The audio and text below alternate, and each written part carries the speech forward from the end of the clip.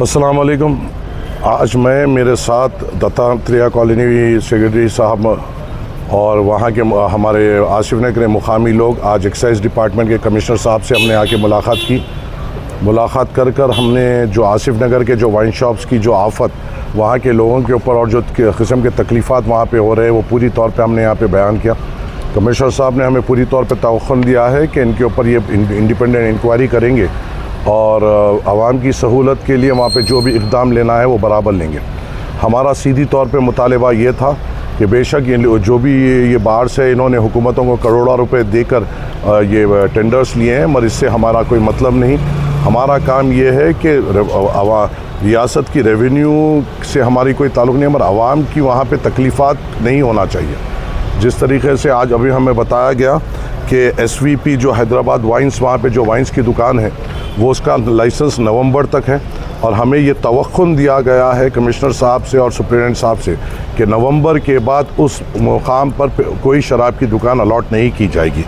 उसी के साथ हमें ये भी कहा गया है कि जो बालाजी रेस्टोरेंट एंड बार है उसकी भी शिफ्टिंग की कार्रवाई चल रही है और 1-2 महीने में उसकी शिफ्टिंग हो जाएगी और वहाँ से उसको भी हटाया जाएगा।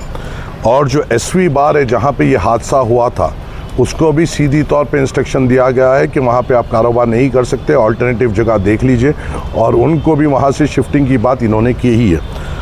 और हमारा ये था मुतालबा कि हमने उनसे ये कहा है कि आप कुछ भी इक़दाम लीजिए।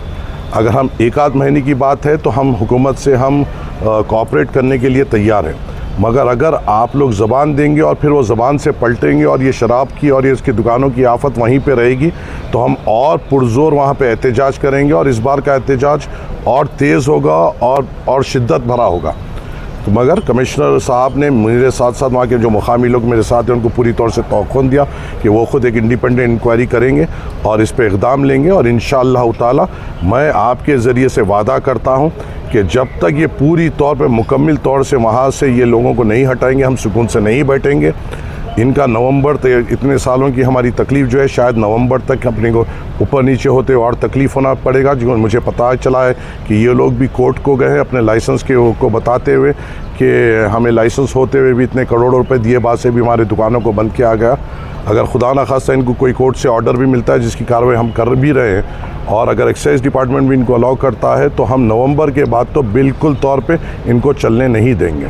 हमने ये साफ बात कमिश्नर साहब और सुप्रीटेंडेंट साहब के सामने कही है और मैं आवाम को भी तवक्कुन दिलाता हूँ कि ये शराब के दुकानों की आफत से हम आपको राहत दिलाएंगे इंशाअल्लाह ताला।